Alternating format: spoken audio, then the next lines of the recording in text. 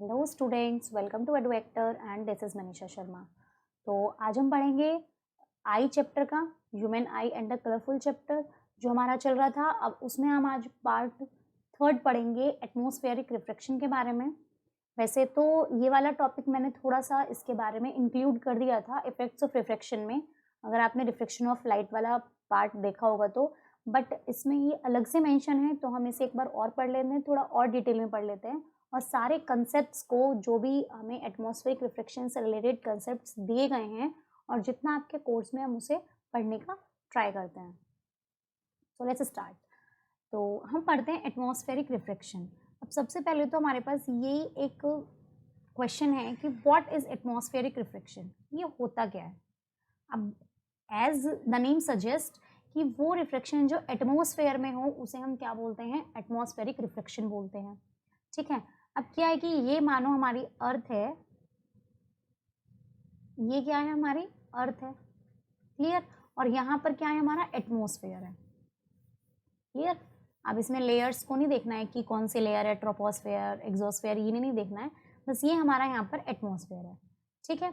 अब इसमें क्या बोला, अब इसमें अलग अलग चीज़ें हैं कि अब हमें पता है कि जब भी कोई लाइट एक मीडियम से दूसरे मीडियम में आएगी तो ऑब्वियसली वो अपना पाथ चेंज करेगी, क्योंकि उसका मीडियम चेंज हो जाता है। मानो वो रेयर मीडियम में से डेंसर में जा रही है तो अपना पाथ चेंज करेगी, डेंसर से रेयर में जा रही है तो अपना पाथ चेंज करेगी। बट अगर वो दोनों सेम मीडियम में है, अगर लाइट सेम मीडियम में ही रह रही है, भले ही चाहे वो कितना भी डिस्टेंस कवर करे, बट उसका रिफ्लेक्शन नहीं होगा उस टाइम पे, क्लियर। तो मीन्स टू से अब इसमें ये पता लगता है कि एटमॉस्फेयर में हमारे क्या है, चारों तरफ एयर ही एयर है, क्लियर। तो जितनी भी एयर है एटमॉस्फेयर में वो हमें पता है कि वो अलग अलग टेम्परेचर पे होती है। मानो यहाँ पर उसकी टेम्परेचर ज़्यादा है, यहाँ पर एयर का टेम्परेचर कम है बहुत, तो उस तरीके से क्या होता है कि उस तरीके से उसका मीडियम भी चेंज हो जाता है। ठीक है। तो मानो उसका मीडियम डेंसर हो गया, इसका मीडियम रेयर हो गया, इस तरीके से। तो कुछ लेयर्स ऐसी होती हैं जो बहुत ज़्यादा कोल्ड होती हैं और कुछ लेयर्स ऐसी होती हैं जो बहुत ज़्यादा हॉट होती है। ठीक है। तो हम ये कह सकते हैं कि जो कूल एयर है, अब एक चीज़ देखो, अगर कोई भी चीज़ हम कूल करते हैं, अगर हम कोई भी चीज़ क्या करते हैं, कूल करेंगे, तो ऑब्वियसली उसकी डेंसिटी क्या हो जाएगी, उसकी डेंसिटी हाई हो जाएगी। ठीक है। और कोई हमारे पास वार्म चीज़ है या हॉट चीज़ है तो उसकी डेंसिटी क्या हो जाती है, लो हो जाती है, ये तो हमें पता ही है। तो जो कूल पार्ट है, मानो यहाँ पर एयर कूल है और यहाँ पर एयर कैसी है, हॉट है। ठीक है, एक एग्जाम्पल है ये। तो यहाँ पर क्या हो जाएगी, इसकी डेंसिटी हाई हो जाएगी, मीन्स टू से ये कौन सा मीडियम हुआ, डेंसर मीडियम हुआ। और यहाँ पर इसकी डेंसिटी कितनी हो जाएगी, लो हो जाएगी, तो ये हो गया rare medium as compare to this, clear. तो अलग अलग मीडियम्स में अब पता चला कि हमारे एटमॉस्फेयर में भी अपने आप से खुद से जो डेवलप्ड हैं अलग अलग मीडियम रहते हैं, क्लियर। तो इसका मतलब ये हुआ कि जो भी मतलब सेम एटमॉस्फेयर में हमने देखी कि एयर की खुद की लेयर्स हैं जिनकी डेंसिटीज अलग अलग हैं, डिफरेंट डिफरेंट डेंसिटीज हैं। लिखा है ना इसमें कि we have air layers having different optical densities, clear. तो रिफ्लेक्शन ऑफ लाइट जो भी अर्थ के एटमॉस्फेयर में होगी तो खुद ही हमें पता चल रहा है, अगर उसकी डेंसिटी अलग है, अगर उसमें हायर और सॉरी रेयर और डेंसर मीडियम, अगर उनके मीडियम ही अलग है तो ऑब्वियसली बात है एटमॉस्फेयर में रिफ्लेक्शन जरूर होगा अगर कोई लाइट पास होगी तो। और वो एटमॉस्फेयर में जो वो रिफ्लेक्शन होता है उनकी डेंसिटीज डिफरेंट होने की वजह से इसी को हम बोलते हैं atmospheric reflection. It is called atmospheric reflection. तो अब हमें इसमें वही चीजें पढ़नी है, ठीक है। हम इसमें वही चीजें पढ़ने की, कुछ ऑप्टिकल फिनोमिनन है जो कि नेचर में, एक्चुअल में नेचर में क्या होते हैं, नेचुरल होते हैं, ठीक है। लेकिन वो क्यों होते हैं, एटमॉस्फेरिक रिफ्लेक्शन ऑफ लाइट की वजह से। कैसे होते हैं अभी हम उन्हें पढ़ते हैं। जैसे आपने देखा होगा ट्विंकलिंग ऑफ स्टार्स, क्लियर। अब देखो यहाँ पे स्टार्स क्या कर रहे हैं, ट्विंकलिंग कर रहे हैं। अब आपको ये दिखा कि नेचुरल है, स्टार्स तो टिमटिमाते ही हैं, ट्विंकल करते हैं। लेकिन अब थोड़ा सा, अब जैसे कि मैं आपको बहुत पहले से एक ही बात कहती आई हूँ कि फिजिक्स, हमारे जो फिजिक्स जो भी हम पढ़ते हैं वो हमारी डेली लाइफ से जुड़ी हुई है, डेली लाइफ से जुड़ी है। अगर कोई ये पूछे या सोचने की कोशिश करे कि वाई डू स्टार्स ट्विंकलिंग, ये कर क्यों रहे हैं स्टार्स, उसका आंसर मिलेगा अगर कोई रिफ्लेक्शन ऑफ लाइट पड़ेगा तो। क्योंकि हमारे एटमॉस्फेयर में भी रिफ्लेक्शन होता है, किसी भी लाइट का, कोई भी लाइट अगर पास हो रही है तो हमारे एटमॉस्फेयर में भी रिफ्लेक्शन हो रहा है। अब चाहे वो स्टार्स की लाइट हो, चाहे वो सन की लाइट हो, चाहे वो मून की लाइट हो, कुछ भी लाइट हो, तो उसका क्या हो रहा है, रिफ्लेक्शन जरूर हो रहा है, क्योंकि हमारे एटमॉस्फेयर में डिफरेंट डिफरेंट लेयर्स हैं जिनकी डेंसिटीज डिफरेंट डिफरेंट है। क्लियर, यहाँ तक आया समझ? अब the twinkling of star is due to atmospheric reflection of stars light, क्योंकि स्टार की लाइट का खुद एटमॉस्फेरिक रिफ्लेक्शन हो रहा है। अब हमें यही बताना है कि क्यों हो रहा है, कैसे हो रहा है। अब आप एक चीज देखेंगे, अब आपने देखा कि ये स्टार है, क्लियर, स्टार है। अब स्टार के पास क्या होती है, अपनी खुद की लाइट होती है, ओन लाइट, ठीक है, ल्यूमिनस ऑब्जेक्ट हो गया, अपनी खुद की लाइट होती है जिसे हम स्टार लाइट भी बोलते हैं। तो ये जो लाइट, जब भी अब अगर क्लियर स्काई होगा तब ये लाइट हमें दिखाई देगी, तभी तो हम उसे बोलेंगे कि क्या हो रहा है, स्टार की लाइट दिखाई दे रही है, स्टार शाइनिंग कर रहे हैं। क्लियर, तो जैसे ही हम अगर देखते हैं तो हमें दिखता है, मतलब स्टार स्काई में देखेंगे तो हमें देखिए कभी कभी तो ये बहुत ज़्यादा, इसकी जो लाइट है वो बहुत ज़्यादा ब्राइट हो जाती है, और थोड़ी ही देर बाद बहुत ज़्यादा उसकी लाइट डिम भी हो जाती है। अब आप देखेंगे कि ये जो इसका ब्राइट करना का तरीका है, और डिम हो रही है, एक मोमेंट में ब्राइट हो रही है, नेक्स्ट मोमेंट डिम हो रही है, फिर ब्राइट फिर डिम। तो इस ब्राइट डिम के प्रोसेस को, जो कंबाइंड प्रोसेस है, इसी को हम अपनी लैंग्वेज में ट्विंकलिंग बोलते हैं। क्या बोलते हैं? ट्विंकलिंग, ठीक है।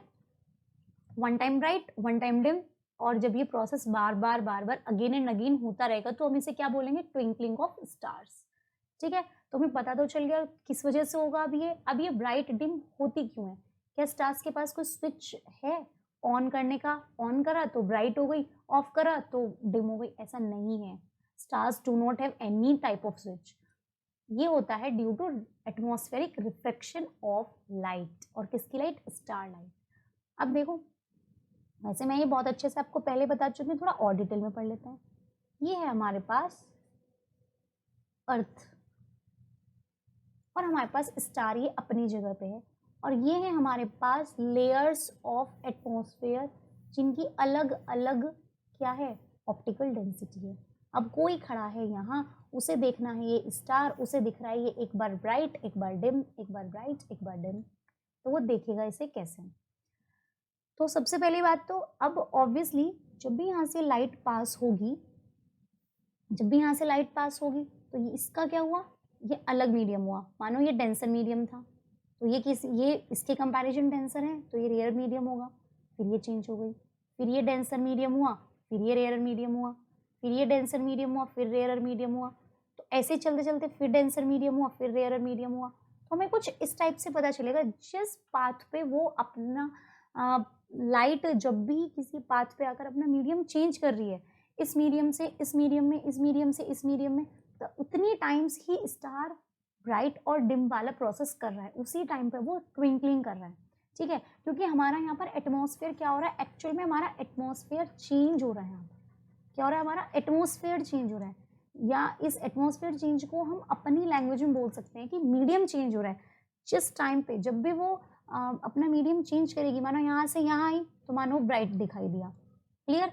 इतने उसने ये वाला प्रोसेस, ये वाला पाथ कवर किया तो हमें स्टार नहीं दिखाई दिया, फिर से हम ये वाला पाथ कवर किया तो हमें फिर से स्टार दिखाई दिया। तो यहाँ पर कौन सा प्रोसेस हुआ? इसका डिम प्रोसेस हुआ, और यहाँ पर कौन सा प्रोसेस हुआ? इसका ब्राइट। तो जब ये बार बार ये इसी प्रोसेस को करती जाएगी तो हमें दिखाई देगा कि वो क्या हो रहा है, स्टार की लाइट हमारी आंखों तक पड़ रही है, क्या हो रही है? एक बार इंक्रीज हो रही है, एक बार डिक्रीज हो रही है, एक बार इंक्रीज हो रही है, एक बार डिक्रीज हो रही है। तो जब ये कॉन्टिन्यूस प्रोसेस होगा तो क्यों हो रहा है? एटमॉस्फेरिक रिफ्लेक्शन की वजह से हो रहा है, और यही कारण है कि हमें स्टार रात को ट्विंकल करता दिखाई देता है। आई होप आपको बहुत अच्छे से समझ में आया होगा, क्लियर। अब एक इसमें, if I ask one question to all of you, then I hope you would give answer. Stars twinkle at night, but planets do not. Why? आप कहेंगे ओके, प्लैनेट्स भी स्पेस में है, ये मेरे पास प्लैनेट है, अब ये भी स्पेस में है, और ये मेरे पास स्टार है, ये भी स्पेस में है, ठीक है। तो अब ये तो ट्विंकल नहीं कर रहा है, यही ट्विंकल क्यों कर रहा है? Why only star twinkles? इसका रीजन ये है क्योंकि देखो, इसमें है स्टार्स ट्विंकल। अब मैंने इसी को एक क्वेश्चन बना दिया है कि stars twinkle at night but planets do not twinkle at all, why? तो इसका आंसर भी हमें बहुत अच्छे से और बहुत क्लियर वे में देना है। अब स्टार क्या है? स्टार की अपनी खुद की लाइट होती है। क्लियर है, इतना तो समझ में आ गया। स्टार की अपनी खुद की लाइट होती है। स्टार बहुत दूर है, बहुत दूर मीन्स टू से अगर अर्थ यहाँ पर है तो स्टार बहुत ज्यादा दूर है, ठीक है। और अर्थ के आसपास ही प्लैनेट्स हैं, ये तो नहीं है कि अब अर्थ के इसी वे में प्लैनेट्स भी इसी तरीके से हैं। क्लियर, तो इस तरीके से यहाँ तक चले गए यहाँ तक, लेकिन स्टार्स तो बहुत ज्यादा दूर है प्लैनेट। लेकिन एज कंपेयर टू प्लैनेट अगर हम देखें तो प्लैनेट अर्थ के पास हैं। स्टार्स को अगर हम देखते हुए देखें तो प्लैनेट क्या है, अर्थ के पास है। एक्चुअली प्लैनेट भी बहुत दूर है लेकिन अर्थ के लेवल में है। क्लियर, लेकिन स्टार्स प्लैनेट से भी बहुत दूर है, तो हम ये कह सकते हैं। तो इसीलिए जैसे उसकी लाइट यहाँ पर आएगी तो वो वेरियस ऑप्टिकल डेंसिटीज के मीडियम से वो कवर अप करके आएगी, पास थ्रू होके आएगी। क्लियर, लेकिन जो हमारे पास ये वाली चीज़ है कि अब पूछो कि प्लैनेट्स क्यों ट्विंकल नहीं करते हैं, तो प्लैनेट्स का रीज़न ये है क्योंकि प्लैनेट्स एक्चुअल में स्टार्स तो हमें बहुत छोटे दिखते हैं। प्लैनेट्स अगर हम देखें तो प्लैनेट्स हमें अच्छा खासा बड़ा दिख जाता है। कभी कभी आपने देखा होगा कि हमारी अर्थ से भी जुपिटर वगैरह दिखते हैं, ठीक है। तो प्लैनेट्स क्या है कि अगर हम देखें तो हमारे से अच्छे खासे दिखते हैं, लेकिन स्टार बहुत छोटा दिखता है क्योंकि स्टार बहुत दूर है और planet as compare to star Earth के बहुत पास है। क्लियर है, तो इसके अंदर इसे तो हमने मान लिया कि एक पॉइंट सोर्स है, हमें इतना ही तो दिखेगा हद से हद, एक पॉइंट सोर्स। लेकिन अगर हम प्लैनेट को देखें तो प्लैनेट को हम पता चलेगा कि बहुत सारे पॉइंट सोर्सेज से मिलकर एक प्लैनेट बना है। तो जैसे ही इसकी लाइट, जब भी इसकी लाइट को डिम होगी, जब भी इसकी लाइट डिम होगी, मानो यहाँ पर आई तो इसकी लाइट क्या हुई, दूसरा इसने मीडियम बनाया, तो ये वाली लाइट इसको नेग्लिजिबल कर देगी, इसको कट ऑफ कर देगी, तो हमें इस वाले पॉइंट सोर्स की लाइट दिख जाएगी। अब मानो ये वाली यहाँ पर जाने के बाद डिम हो रही है तो हमें इस वाले पॉइंट सोर्स की लाइट दिख जाएगी। ये वाली लाइट यहाँ पर जाकर डिम हो रही है तो हमें इस पॉइंट सोर्स की, मतलब एक दूसरे को ओवरकम कर रहा है। क्लियर, तो उसे क्या कर देगा, वो नल कर देगा एक तरीके से। उसके मतलब जो डिम इफेक्ट है प्लैनेट का, वो ब्राइटर इफेक्ट को पूरा ओवरकम कर, सॉरी उल्टा हो गया, कि जो ब्राइटर इफेक्ट है वो नल इफेक्ट को पूरा ओवरकम कर देता है, डिम इफेक्ट को, ठीक है, पूरा ओवरकम कर देता है, जिससे कि ब्राइट दिखाई दे जाता है और जो डिम पार्ट है वो हमें दिखाई नहीं देता है। तो हम ऑन द होल ये कह सकते हैं कि जो ब्राइटनेस है प्लैनेट की वो हमेशा सेम ही रहेगी। अब हो सकता है कि ये वाला पॉइंट सोर्स उस टाइम पे काम कर जाए, ये वाला ना करे, ठीक है, तो क्या रहेगी, सेम रहेगी। इसी वजह से हमें ऐसा होता लगता है कि प्लैनेट ट्विंकल नहीं करता है और स्टार्स हमारे ट्विंकल करते हैं। तो अगर हम इसे एक लाइन में पढ़ें तो ये है कि the continuously changing atmosphere is unable to cause variations in the light. जो हमारा एटमोसफेयर का तो काम है चेंज करना, एटमोसफेयर ने कुछ नहीं करा, ये तो डिपेंड करता है आइदर इट इज प्लैनेट और इट इज स्टार कि उसे क्या करना है। तो जो कंटिन्यूस चेंजिंग एटमॉस्फेयर है अनेबल टू कोज वेरिएशंस, अगर हम बिग साइज के प्लैनेट में देखें तो उसके अंदर वो वेरिएशंस नहीं कर पाएगा रिफ्लेक्शन की वजह से। क्लियर, अब आप एक बात देखो, जो अगर हमने वो ग्लास स्लैब वाला आपको बताया था, ये डिपेंड करती है, जो रिफ्लेक्शन डिपेंड करता है वो थिकनेस पर भी डिपेंड करता है, ठीक है। अब मानो यहाँ पे हमने नॉर्मल लगाया, वो यहाँ पे आके खत्म ही हो गई है, थिकनेस पर भी डिपेंड करता है वो। क्लियर, अब इसका क्या है, इसकी थिकनेस बहुत ज्यादा है, इसकी थिकनेस बहुत ज्यादा है, बिग साइज प्लैनेट है, तो उसके अंदर जो रिफ्लेक्शन होगा वो वहीं पे ही खत्म हो जाएगा, वहीं पे ही कट ऑफ कर देगा। इसी वजह से प्लैनेट स्प्रिंकल नहीं करते हैं। अब आपको दोनों में पूरे अच्छे से डिफरेंस समझ में आ गया होगा। अब हम पढ़ते हैं इसका सेकेंड पार्ट। अब the star seem higher than they actually are. अब आप कहोगे कि हमें स्टार्स बहुत दूर दिखाई देते हैं, बहुत ऊंचाई पर दिखाई देते हैं, क्या ऐसा है? यस, हमें वो बहुत ऊंचाई पे दिखाई देते हैं। अब ये भी रीजन किस वजह से है, इसमें भी हमारा क्या हो जाता है, एटमॉस्फेरिक रिफ्लेक्शन हो जाता है। इतने वो हैं नहीं जितने में दिखाई देते हैं, ठीक है। वैसे बोला जाता है कि stars are very very far from us, बहुत ज्यादा दूर है। बट अब आप देखो कि एक्चुअल में मानो स्टार हमारे पास, यहाँ पर है, बट हमें दिखाई यहाँ पर दे रहा है। वाई, क्यों दिख रहा है? अब ये जो इतना है, अब यहाँ दिखता तो बात अलग ही ना होती, ये अलग है। अब ऐसा क्यों होता है? एक्चुअल में अगर हम इसे अपनी एक लैंग्वेज में समझने की कोशिश करें तो जो स्टार से जो भी लाइट आती है तो वो क्या करती है, वो स्पेस को, वैक्यूम से पास होते हुए आ रही है। जैसे ही वो अर्थ के एटमॉस्फेयर पे आएगी तो जो एयर, अगर हम कहते हैं ना हवा जितनी, अगर हम एयर में एटमॉस्फेयर जितना ऊपर जाएंगे तो एयर हमारी उतनी ही हल्की होगी। हल्की इन द सेंस कि रेयरर होगी। कैसी होगी? रेयरर होगी। जितना ऊपर जाएंगे तो एयर हमारी उतनी ही रेयरर मीडियम में होगी, ठीक है, लेकिन जितना हम अर्थ के बिल्कुल पास आते जाएंगे उतनी हमें यहाँ आसपास क्या दिखाई देती है, हमें यहाँ पर डेंसर मीडियम दिखाई देता है, हवा थोड़ी सी भारी दिखाई देती है। ठीक है, अब देखो एयर में भी रेयर और डेंसर मीडियम हो गया। क्लियर? ठीक है, आगे समझ में। अब इसी वजह से क्या होगा, जैसे लाइट आ रही है स्टार से तो क्या होगा, अब देखो रेयर से डेंसर मीडियम में आ रही है, लेकिन हमें खड़ा तो अर्थ पे रहना है। अब रेयर से डेंसर मीडियम में आएगी तो क्या हो जाएगा, वो टुवर्ड्स द नॉर्मल हो जाएगी। टुवर्ड्स द नॉर्मल का मतलब क्या है, वो थोड़ी स्ट्रेट हो जाएगी, थोड़ी बेंड हो जाएगी, तो ज्यादा बेंड हो जाएगी वो। ठीक है, ज्यादा बेंड हो जाएगी, तो इस वजह से क्या होता है कि हमें जो स्टार है वो हायर पोजीशन में दिखाई देता है। कैसे, अब देखो, अब मानो इसे हम देख रहे हैं, ये हम है यहाँ पर। क्लियर? एक्चुअल पोजीशन स्टार की यहाँ पर है, ये एक्चुअल पोजीशन है स्टार की। अब यहाँ पर कौन सा मीडियम है, यहाँ पर है रेयर मीडियम, और जैसे ही हम कहाँ खड़े हैं, ये खड़े हैं हम अर्थ पर, और अर्थ पर ये मीडियम हो गया डेंसर मीडियम। ठीक है, अब जैसे ही वो डेंसर से रेयर से डेंसर मीडियम में आएगी तो वो ज्यादा बेंट हो जाएगी, ज्यादा बेंट हो जाएगी। क्लियर?